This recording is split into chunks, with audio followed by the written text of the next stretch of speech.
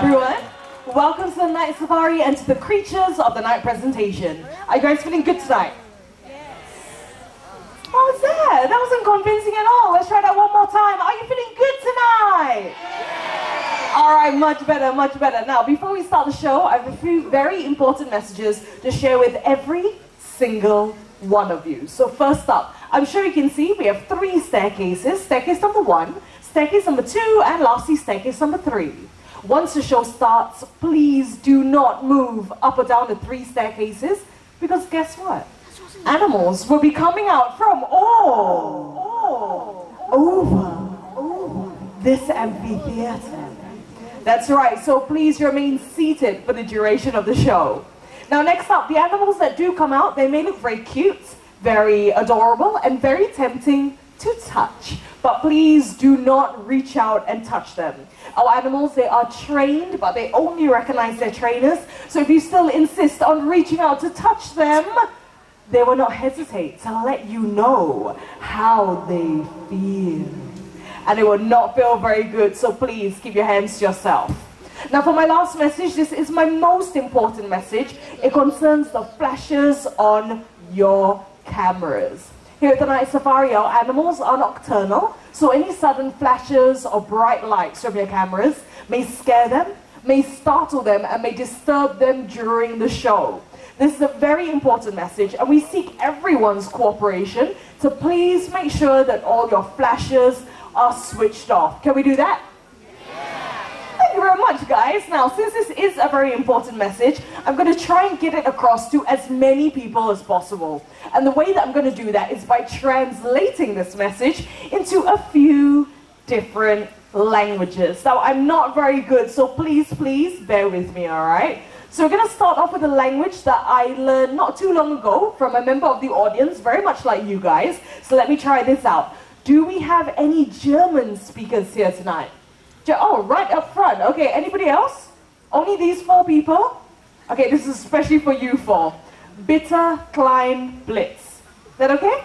All right, fantastic. Next up, do we have any Mandarin speaking guests here tonight?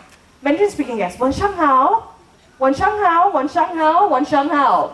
请不要用声关灯，好不好？谢谢你们。All right, next up, what else? Do we have any Japanese friends here tonight?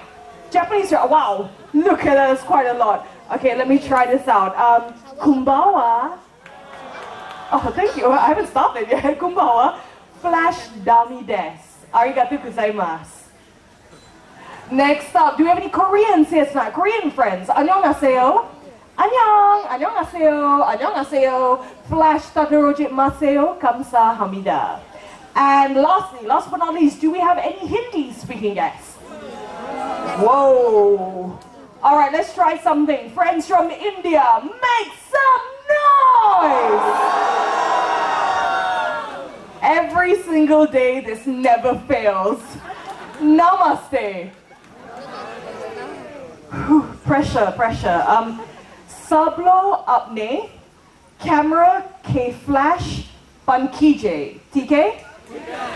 Shukriya. Thank you very much. Now, as you might imagine, I took a lot of time and a lot of effort to learn all of these translations, but guess what? No use. Once the show starts, you will still see people using the flashes from their cameras. So right now, what I need from all of you, shout out and give me some suggestions. Tell me, what should we do to those people who still insist on using the flash from their cameras? What should we do? Kick them out? Okay, kick them out. What else? Feed them to the animals? What kind of show did you think this was? Okay, we have kicked them out, feed them to the animals. Anything else? What else should we do? Take their phones. Okay, take their phones. Anything else? Push them. Okay, push them. One more suggestion. What else should we do? Find them. Yeah, that will probably work actually. All right, tell you what. Let me give you my suggestion. It is not as creative as those that I've just heard, but it does work. If you see anyone using the flash from their camera, just give them a gentle tap. Now remember, a tap, not a slap, okay? And just remind them, sir or ma'am, could you please switch off the flash on your camera? Can we do that for the welfare of the animals? Come on, can we do that for the welfare of the animals? Thank you so much. Now, with all of that being said and all of that out of the way, I have one final question. Are you ready for the show? Yes! I don't think so. Let's try this one more time. Are you ready for the show? Yes! All right, then in that case, ladies and gentlemen, boys and girls, the creatures of the night will be on the prowl.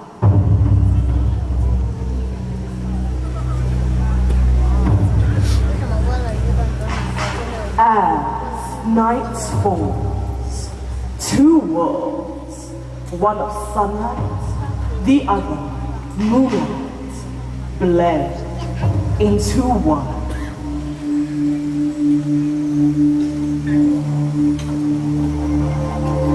Animals like the tiny banded mongoose search for the last bits of food before heading home to sleep. Digging with sharp claws, searches for his favorites: insects, worms, snails, and eggs.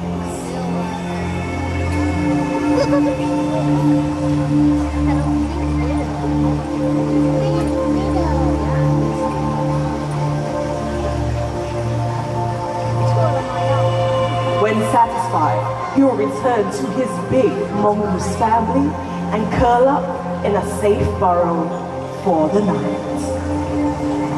As daytime animals settle down to sleep, the forest comes to life. Hidden amongst the shadows, nocturnal animals emerge from the dark silhouettes of the forest. With a body striped to provide perfect camouflage, a fishing cat appears along the riverbank. These cats love to swim and dive underwater, and they wear a layer of short hair so dense that water cannot get through it. It is this layer that will keep them warm and dry, even in chilly waters.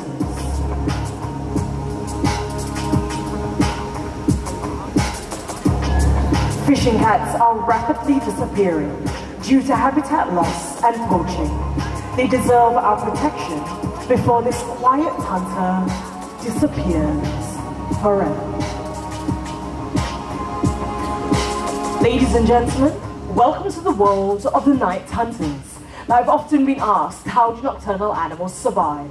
Well, all night creatures have unique adaptations for survival in the forest. For example, the binturong. Jet black in color, they are almost invisible at night. With their excellent eyesight and quiet ways of moving through the dense forests of Asia, they're able to pounce on small animals easily. Birds' eggs happen to be their favorite food, and they also feed on fish, fruits, and small mammals. Now, Pearlin, why not turn around and show everyone our binturong's tail? Now, this tail is very strong indeed. It is able to withstand their entire weight, and this tail also helps them to climb up trees and hang from branches effortlessly. Now, one more very interesting fact about these binturongs, this is for all the ladies in the crowd tonight. It is the female of the binturong family, which is the more dominant sex, often weighing 20% heavier and larger than the males. So you know what, let's give it up for our beautiful binturong. Tonight we have Shani, along with our trainer, we have Pearlin. Thank you very much, guys. Now, these binturongs, they're part of the civet family, and while civets rely on their keen sense of smell for survival, other nocturnal animals rely on their acute hearing power. For example, the owls. Now, focus your attention over to my left-hand side. Coming down with Pavitra, we have Midnight. Midnight is a Malay fish owl, also known as a buffy fish owl, and they can be found in Southeast Asia, such as Indonesia, Malaysia, and even here in Singapore. Now, it has been said that owls are the quietest raptors in the world when it comes to their flight. Who agrees with me? Put up your hand. Who agrees that they're very quiet when they fly? Let's see, not many. All right, tell you what, we are going to demonstrate it for all of you. What I need you to do is to remain in your seats, keep your flashes switched off, and focus your attention over to Midnight.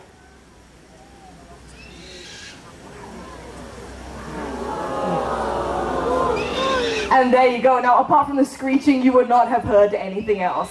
They have very soft feathers, and this gives them the name, the silent hunters of the night. Now, the reason why they need to be so quiet when they fly is because in the wild, they hunt things like rodents. Rodents meaning rats and mice. Rats and mice and other rodents have a very acute sense of hearing, meaning that they can hear things really well. So in order for these owls to swoop down and catch them, they need to be really quiet when doing so. Now, apart from that, I have another quick question. So if you know the answer, no need to be polite, no need to put up your hand, just shout it out as loud as you can. It is very well known that owls are able to rotate their heads quite a bit, right? That's common knowledge. But can anyone tell me by how many degrees? How many degrees can an owl rotate their head? A lot of 360s. Okay, anything else apart from 360? 180, all right, we have 360, we have 180, anything else? 270. 140, all right, 140, anything else? 720. Did you say 500, sir? 540, so 540 degrees. This is not The Exorcist, okay? No. All right, anything else? 270. 270, who said that? Who said 270? 270 degrees, that is the correct answer. That is 3/4 of a circle. And the reason why they can move their head so much is because, unlike you and I, they can't move their eyes left to right or up and down, so they have to be able to rotate their heads to take a look around their surroundings. Now, as you can see, Midnight over here is a very big diva, so she will do things in her own time. So you're just going to wait for her to fly back to Pavitra. Come on, Midnight. Almost got it there. And there you go. Now, you know what? I think it's about time we say goodbye to Midnight. So everyone give it up for our Malay fish owl. That's Midnight, along with Pavitra, our trainer. Thank you very much, guys. Now, ladies and gentlemen, for the next segment, a gentle reminder, please remain seated, and above all, no flash photography. A famous scavenger from the African continent. These animals possess a keen sense of smell, able to detect carcasses from many miles away.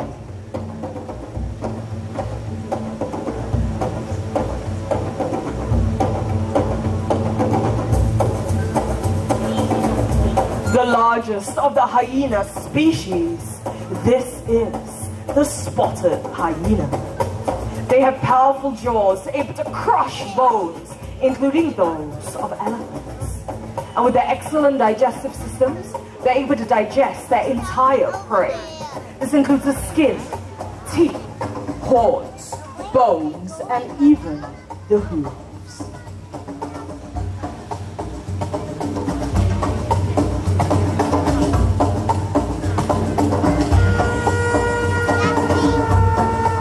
Now, many people think that they are part of the canine family due to their dog-like features, but they're actually more closely related to the cat.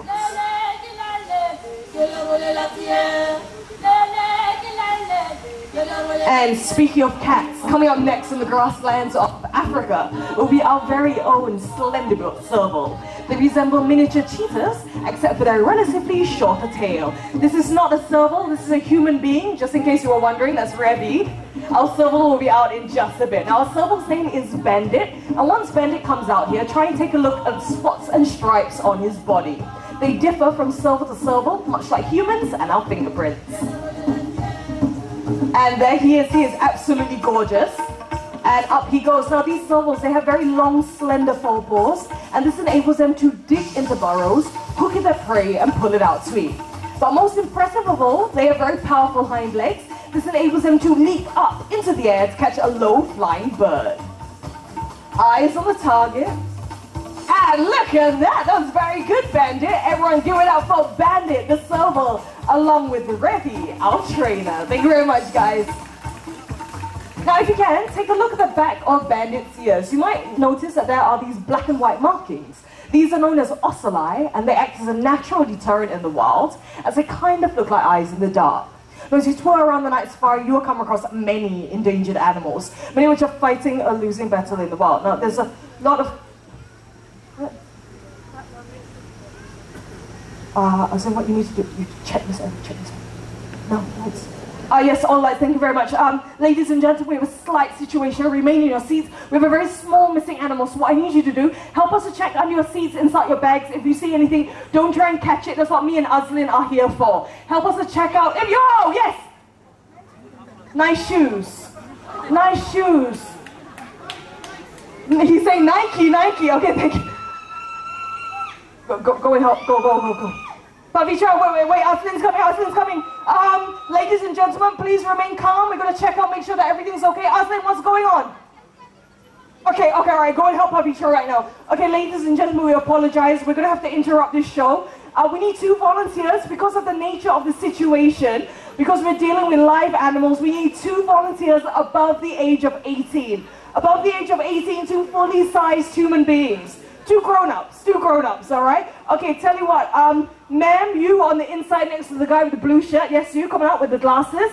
We need 1 more. How about a man? Where are all the men? Okay, you in the black shirt, come on down. Yes, you're wearing a black shirt, come on down. Okay, come on up, ma'am. What I need you to do, make your way to the back. Aslin will show you what you need to do. Sir, likewise, make your way to the back. They'll show you what you need to do. Thank you very much. Now, we hope that the family and friends and the loved ones, kiss them goodbye. We're not sure if they're going to come back out. Hopefully, fingers crossed, okay? Now, what I'm going to do, all jokes aside, this is a live show and sometimes these things do happen. So I'm going to go and check that everything's okay. Once we rectify it, we will continue the show. Let me go and check. Pavitra, Aslin. Pavitra, what's going on? What's that? Where's the animal? We need to continue. What? Oh. It is a lot bigger than I thought. Ladies and gentlemen, boys and girls, put your hands together. Welcome, Maggie! Woo! Look at that! Now, Maggie over here is a Burmese rock python. They are natives of Southeast Asia, and believe it or not, Maggie is not fully grown yet. When fully grown, they can reach lengths of up to 9 meters long and weigh up to 90 kilograms in weight. All right, now before we continue, let me just adjust your arms a little bit. All right, just like that. Now do not squeeze Maggie, because Maggie will squeeze you back, okay? All right, hello sir, welcome to the night safari. What's your name? James. James, where are you from? I'm from Perth. James, all the way from Australia! All right, James, what I'm gonna do, I'll help you support the snake. Take your arm out all the way and have a quick feel of Maggie.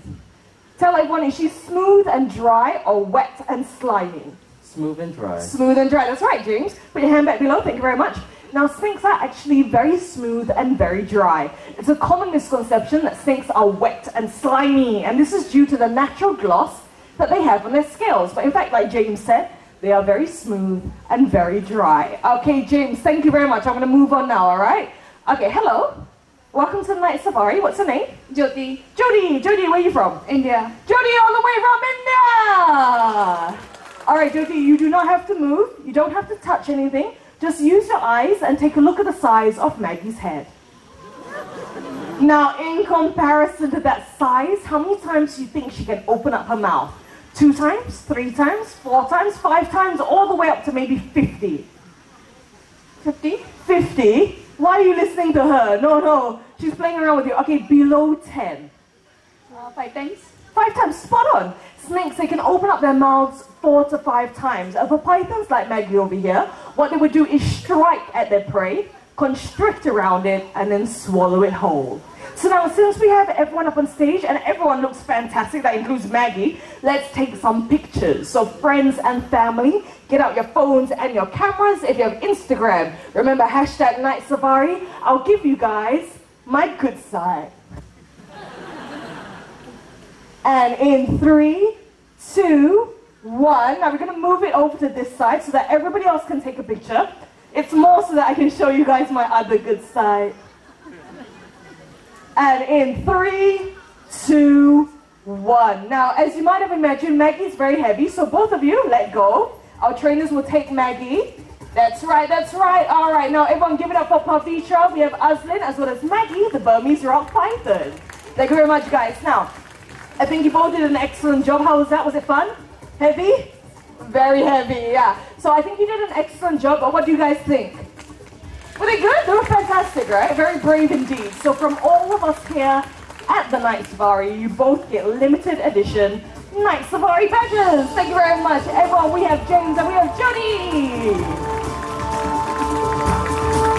Now, with the courtesy appearance of Maggie, this will be an excellent time for me to share a conservation message with everyone here. Snakes are one of the many exotic animals that people take out from the wild and bring back home as pets. But these animals are not designed to live in a hole. Whoa! What was that?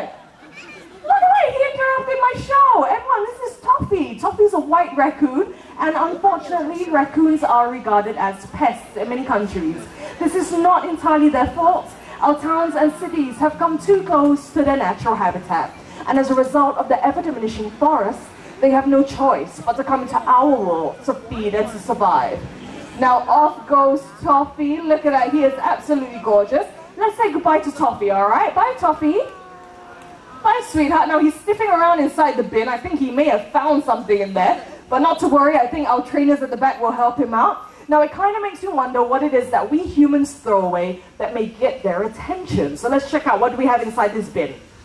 We have some common everyday items that we see littered across the night safari every single night, such as we have tin cans, we have a paper cup, and we have 2 plastic bottles. Now, all of these things come from nature, one way or another, and they all have one thing in common. They can be recycled. That's right. So focus your attention over to the right-hand side. Coming out in just a bit, we will have 2 sisters by the name of Bubbles and Bailey. Aslin is not one of the sisters. Now, Bubbles and Bailey, they're Asian small-clawed otters, the smallest species of otters in the world. They have excellent eyesight, both above and below the water, and here they are, along with Pavitra. All right, Bubbles, over here, sweetheart, you know what to do. Drop it into, yes, drop it in right there. Right, very good. Almost, just reach a little bit. Very good, there you go, sweetheart. All right, one more to go, let's do this. Drop it in. Almost. Come on, Bubbles. You can do it. Come on. Give him some encouragement. That's right. Good job, Bubbles.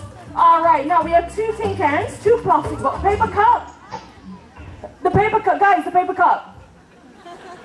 What is that? You know, I think that is their way of telling me that we humans also have to play our part. So this time around, all of you are going to help me out. Tell me, this paper cup, where does it go? Does it go in with the tin cans? With the plastic? Others? Yeah, that's right. Bubbles and Bailey come out here to share a very important message. What we can do to help save the environment. And the message is very simple. It's to reduce, reuse, and recycle. That's right. Now, working with these animals in the day can be very tricky, but at night we trainers face a host of different challenges. Let's meet the crew that made this show possible. Coming out to join me, we have Perlin along with Midnight, our Malay fish owl. On Sounds and Lights, we have Alicia. Thank you to each and every one of you for being a fantastic audience. Thank you very much, guys. I appreciate it very, very much. And on that note, I hope you had a great night here tonight. My name is Kenzie. Thank you and good night.